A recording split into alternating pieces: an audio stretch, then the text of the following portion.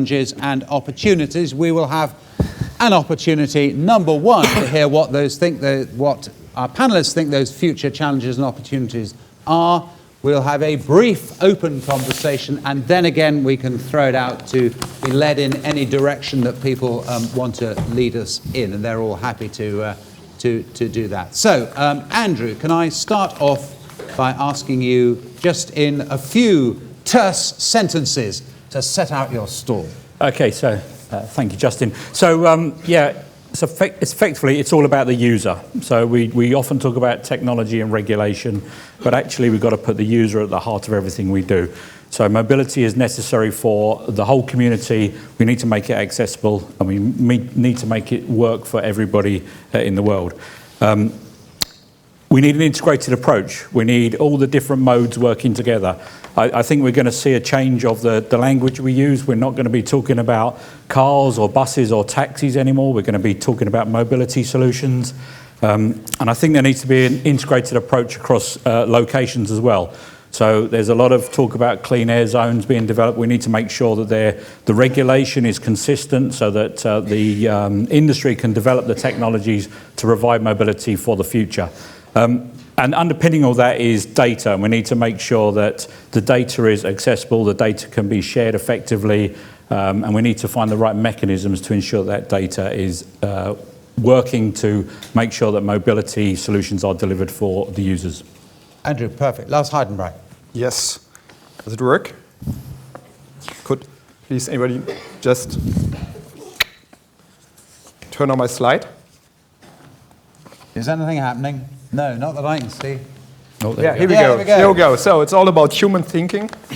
For me, that's the biggest potential. Putting the human back into the middle of everything. Human-centered thinking is the key to a new mobility which really serves us as humans. So I think there are some major elements which are at least guiding me through my daily work.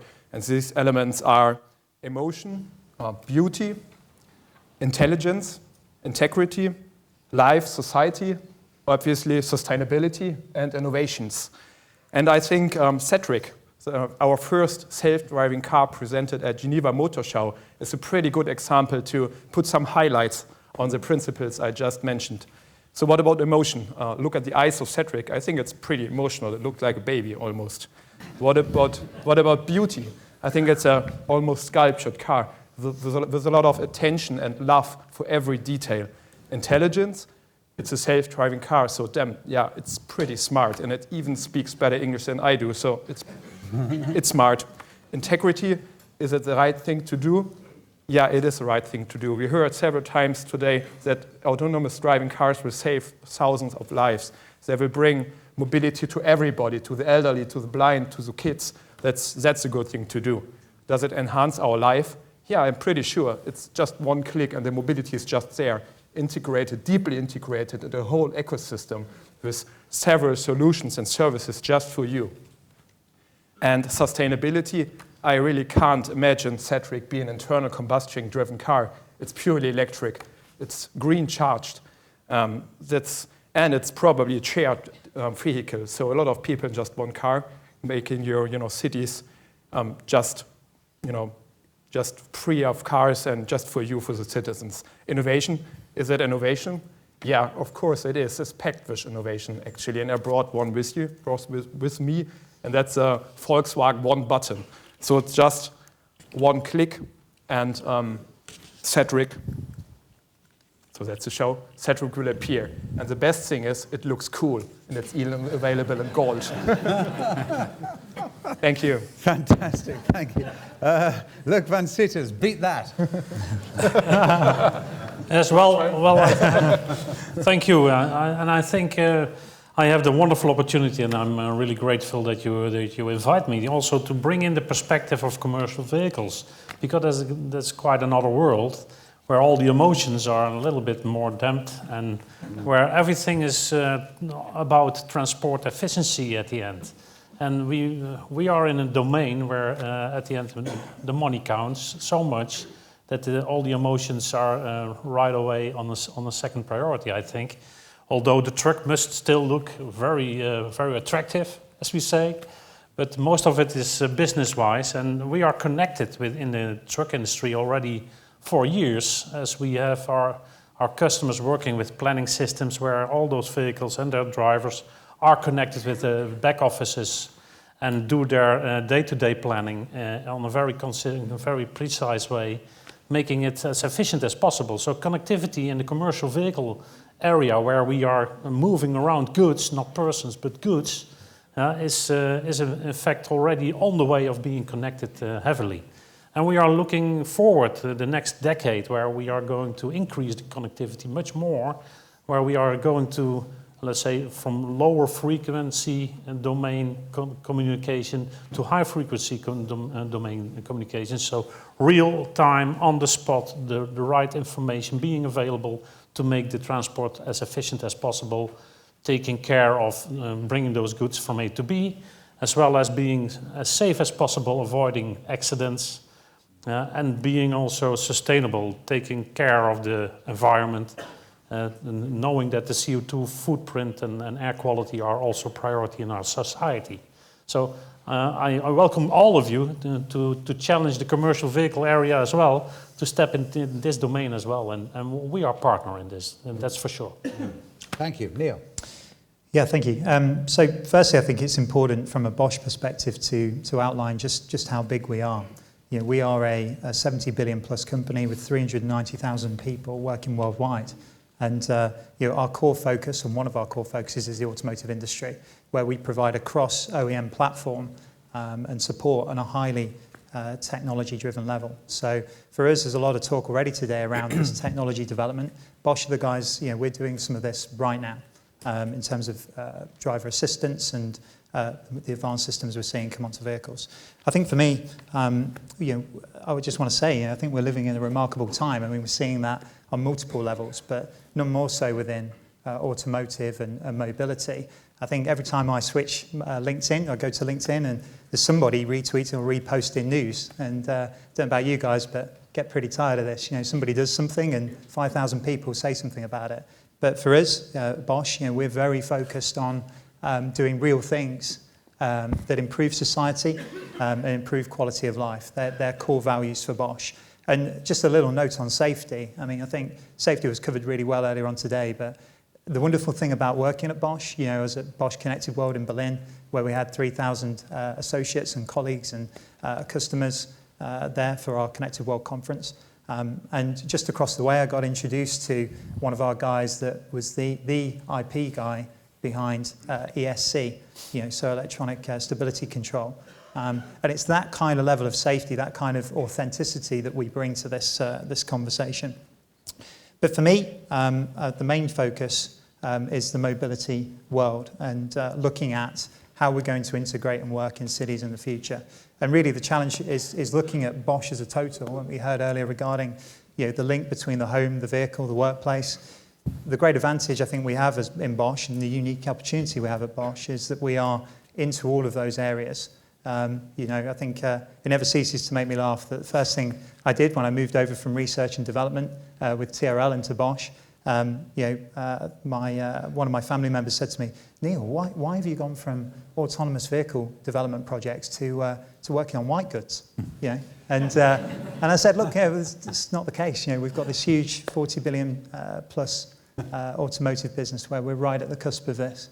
Yeah. And I want to outline, you know, when it comes to technology, under our CEO, Volk Medena, you know, we're really aggressively increasing our footprint in that area. You know, recently, you may have seen in the news, we've developed the Bosch Centre for Artificial Intelligence, which is based in Palo Alto, Bangalore, where we have 13,000 software developers, and also Stuttgart. So it's exciting times for us, and really my challenge is looking at how that's going to translate to the city. Yeah. And you still do washing machines as well. And we'd still do washing machines and power tools. They don't move yet. In order those online. Yeah. They might move in the future. I just want to drill down on this business of what the transport system of the future looks like, and actually when the future comes too. So are we talking about a sort of total integration? Are we talking about not talking about buses and trains and all the rest of it anymore? Or are we how does that look, and when does it happen? I don't know if you want to kick us off again on that. I think I mean, as we're seeing generally, connectivity is changing everything. And I think for us, the biggest indicator for me on a daily basis, I work out of an office in Spitalfields that we've developed. And I look at bus use and look at tube use and work closely with the city to understand those challenges. And I think an integrated approach is needed. And I think certainly the UK, particularly within London and other leading cities like Birmingham, are really well positioned to take advantage of that. So what does a journey look like? What difference does it make? The journey is a gradual one. I mean, this isn't going to happen overnight. I think for us, we certainly look at it in terms of a zonal development. We're seeing a lot of development politically, and certainly we feel that in the future there'll be certain zones that are pushing more heavily towards no vehicles at all, potentially. Shared automated vehicles that are fully electric, a mixture of modes, but this won't be an overnight switch. And I think you've mentioned cities a couple of times there, and I think we need to realise that transport doesn't just happen in cities, and there's a real challenge for linking together ports and airports and rural communities, making transport accessible for all. So we've got to make sure that whatever we do can reach the whole continuum of what people do. Yeah. And what does that mean when it comes to looking at the way in which the process is envisaged over, take a kind of 10-year time frame? So I think for sure the cities will be the enabling environment, because that's where the density is and that's where the need is. And look, you mentioned the commercial impact of transport as well. So the deliveries are going to be an element of city transport. And I think we're going to see the cities being the leaders of the change, but we need to make sure that we don't just focus on the city and we look at the rest of the environment. Look, when it comes to, again, the time frame for really dramatic changes that people can see and make what we do at the moment look very old-fashioned, what are we talking about? When you then think about transport of all our goods, what we are doing every day, and I think within a couple of years we will have, let's say, a connected network which allows all those, let's say, packages of goods to be connected in a network which allows, let's say, a seamless move from A to B over different modalities. And as we are talking in the transport world about networks of corridors connecting hubs, where from the hubs you go into the cities with dedicated city delivery modalities. But over the bigger, let's say, area where you have the whole network, we will use several modalities as we are doing right now already, and that we talk about, of course, transport over the road, as well as rail, as well as inland waterways. But as soon as you're talking about then only the area of transport over the road, we will use all those different modalities as well. Big lorries driving full freight load between hubs, as we do, or we're starting for the last couple of years already, moving onwards, as has been happening in the UK now as well. Overnight, a lot of transport is done overnight, bringing to those hubs and then distributed to those centers. When you use then smaller trucks or dedicated, in future, electrified city delivery trucks to allow also improvement of air quality in inner cities. Does it, for you, and I don't know if any other panels as well, does it start with motorways? I mean, is that where the kind of the automation is seen most, where you can actually have a sort of almost a train-like system on motorways? I think in the commercial vehicle area and transport, that will be the first area where we want to get into the real life cases to find out how the social acceptance will be when we are driving with, let's say, platooning trucks on certain trajectories or corridors where we can organize ourselves with all the stakeholders, some kind of a conditioned playground in a way that it's more an experiment, finding out that in real life that it will work according what we are really thinking togetherly. Anyone else would have thought about them? I think in the passenger car industry we see two roads to the future. The one is the more traditional one most OEMs are following, like having assistance systems getting more and more intelligent for autobahn and motorway driving. And on the other hand side, we see the Silicon Valley players just starting in the middle of the city with urban pods running around without pedals, without steering wheel. And Cedric is an example for this kind of leapfrogging approach, having a pod without steering wheels. And we will see. I think there are 2 roads and a lot of players on both roads.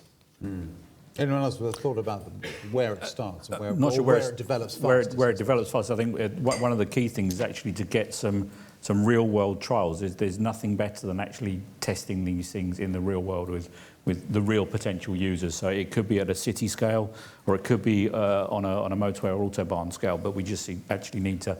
The technologies, I don't think, is the issue. It's actually getting the acceptance of what we can deliver with connected autonomous vehicles. Yeah. And the business model for all of this? I mean, how does it fit into, Lars, the way in which a company like yours sees its future? I think we saw today already, automotive manufacturing companies will move to mobility providers, mobility companies, as well as to service companies and integrated hardware and software companies. And of course... That's interesting. So you would see yourself then as essentially a service company, or in very large part a service company. That's where the... Yeah, we are coming with a strong heritage producing great cars. And now we will add a new element, and that's services and software. And in the future, we will be both. We will be an integrated hardware software company which provides great cars to our customers as well as great services. And that both worlds has to be very deeply integrated. Is that the same for Dan? Well, I think, just again, there's a distinct difference in the passenger car consumer market as it is in the transport world, where in the transport world, the only functionalities fly when you can make money with it, or when our customers or the let's say the logistic forwarders do really have benefit in the financial terms. And we think that I think the increasing average payload of vehicles by having, let's say, networks and connectivity done, being able to have a more optimal loading of their vehicles is one of the benefits which is really going to pay out, and that's a business case. So when we can offer services which can make half-laden vehicles being more fully laden, that would pay out within no time. So that are the logistic providers or the logistic area which is looking for that kind of functionality, and where the commercial vehicle industry is hooking in, providing that those vehicles are really connected to this kind of services which are developed all around the place. So that's happening right now, and I don't think that it will take long that it will be implemented. Neil? Yeah, and I think for us there's 2 points. I mean, obviously as the vehicle advances, I mean, we provide a lot of systems already as part of that, sensor, software, etc.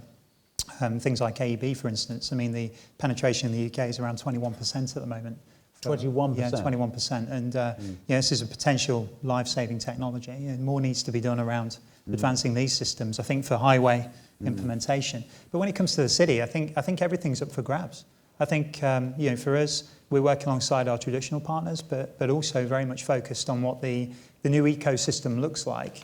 That's really what I'm about. But I don't think people really know what that looks like right now. I think a lot of people are, looking at this and saying, okay, we've got new entrants coming in. Balls are up in the air. What does this mean? And we're seeing a lot of, not hyperbole, but a lot of spending in the market to reposition at the moment. Do you have a kind of a sense of how we navigate as well the world that is going to exist for some time of cars like the car I drive that has got, well, probably has got computer systems on board, but it is pretty unautomated, and the kind of cars that you're talking about and looking forward to in 10... I mean, how does the world... How do we cope with the presence on the road in very close proximity at high speed of both? It's going to be exciting, I think.